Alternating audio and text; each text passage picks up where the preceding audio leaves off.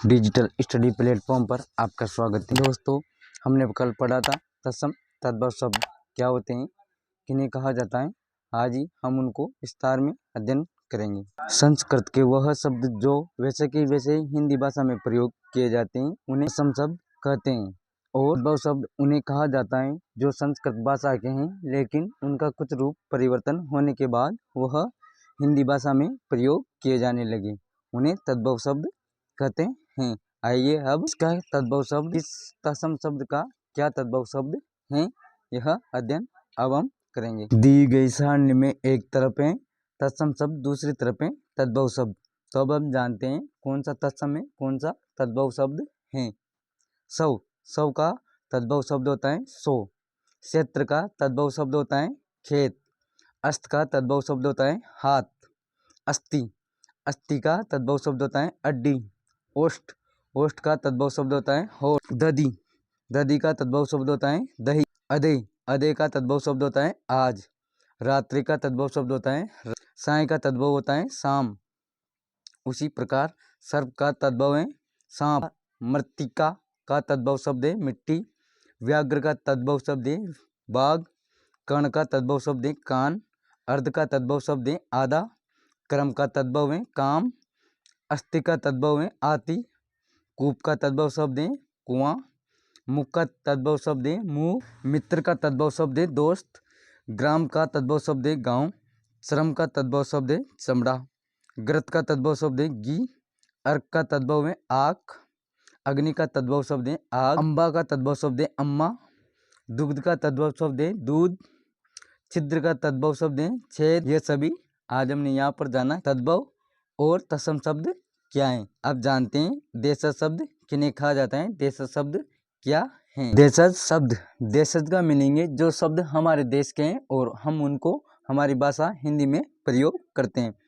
भारतीय भाषाओं अथवा बोलियों के अनेक शब्द हिंदी भाषा में सम्मिलित हो गए हैं अथवा क्षेत्रीय विशेषताओं के आधार पर आवश्यकता अनुसार जिन शब्दों को विकसित कर लिया गया है उन्हें देशज अथवा देशी शब्द कहा जाता है। जैसे बिटोरा, लड़का, ढेर, खिड़की आदि, ये सभी देशज शब्द हैं। भारतीय भाषाओं यानी जो हम हमारे देश में जो भाषाएं बोलते हैं, बोलियां बोलते हैं, उनके अनेक शब्द हिंदी भाषा में सम्मिलित हो गए हैं। यानी हमारी भाषाओं के बोलियों के शब्द हमने हिंदी भाषा में शामिल कर लिया है, उनको हिंदी भाषा में ले लिया है।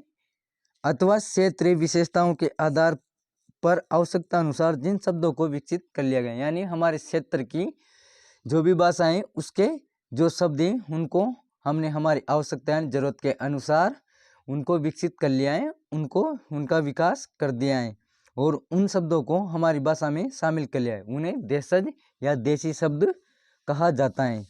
जैसे बिटोरा, ढेर, खिड़की आदि, ये सभी हमारी भाषा के देशज शब्द हैं और हम इनको हिंदी में भी उपयोग में लेते हैं, इसलिए इन्हें देशज शब्द कहते हैं।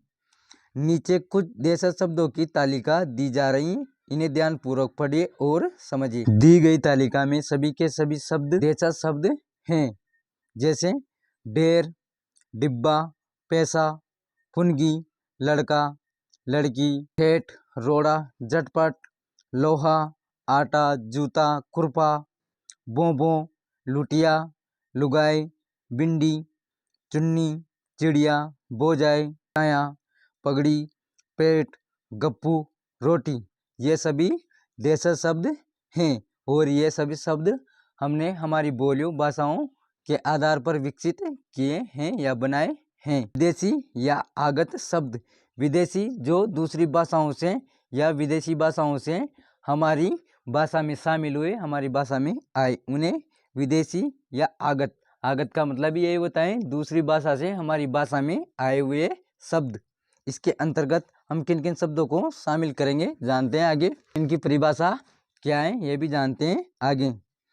हिंदी का समय समय पर विदेशी भाषाओं से संपर्क रहा है जिसके कारण अनेक शब्द हिंदी में आ गए हैं।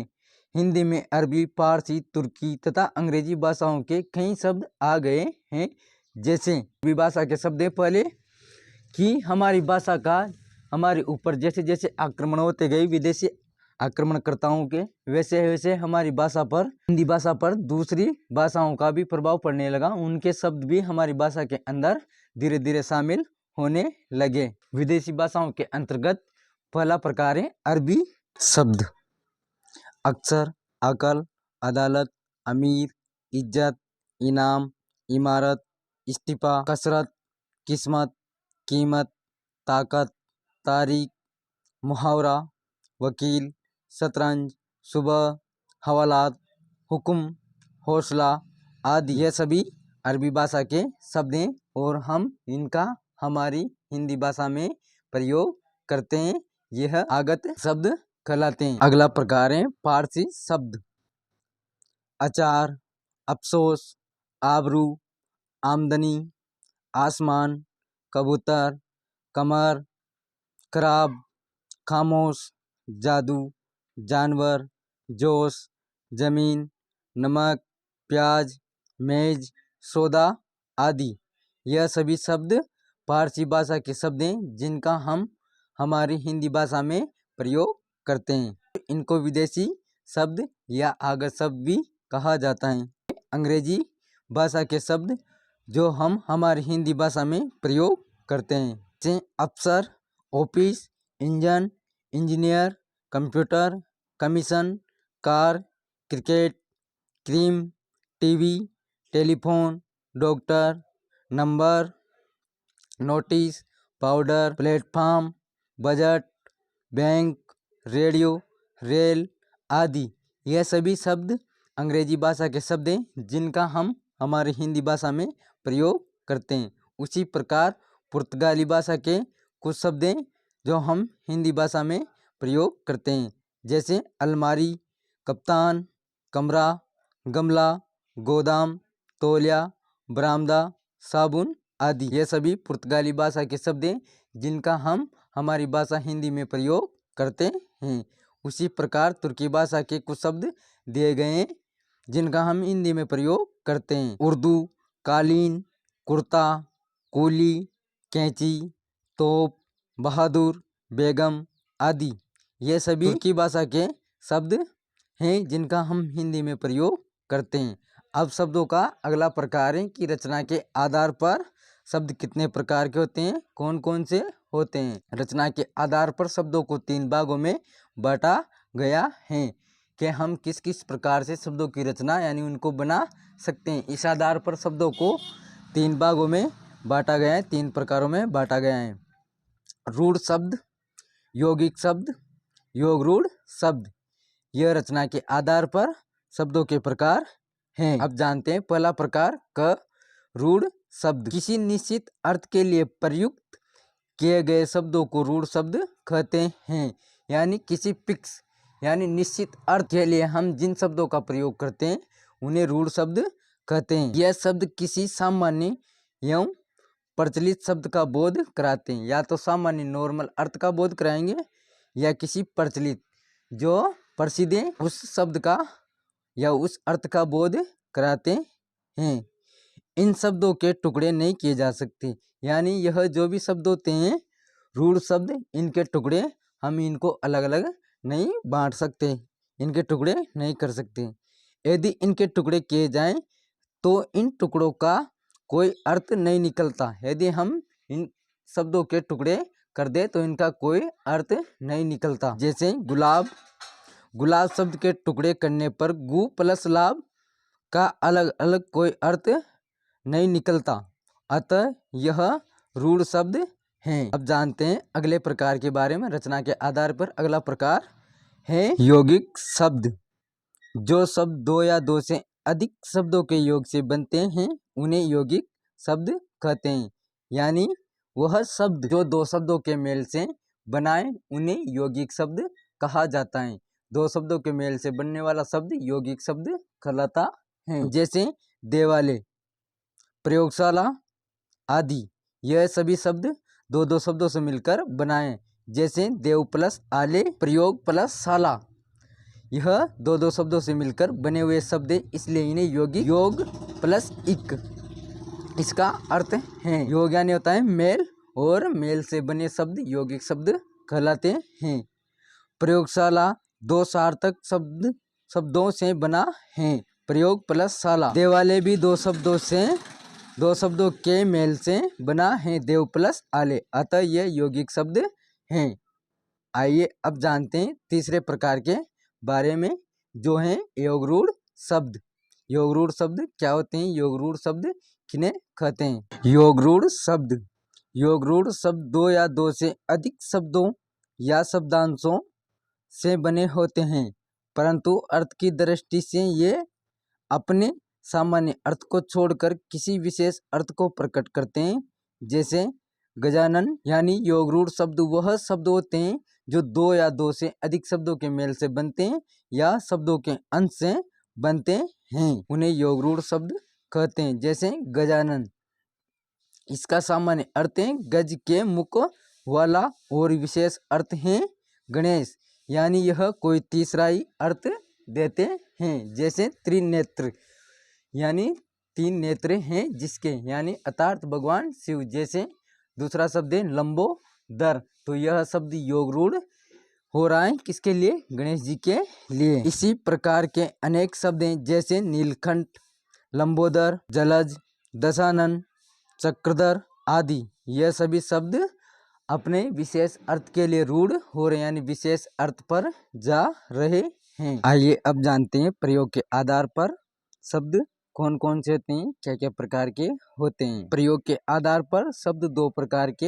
होते हैं, यानी हम शब्दों का किस प्रकार प्रयोग करें, कैसे प्रयोग करें, उसके आधार पर शब्द दो प्रकार के होते हैं।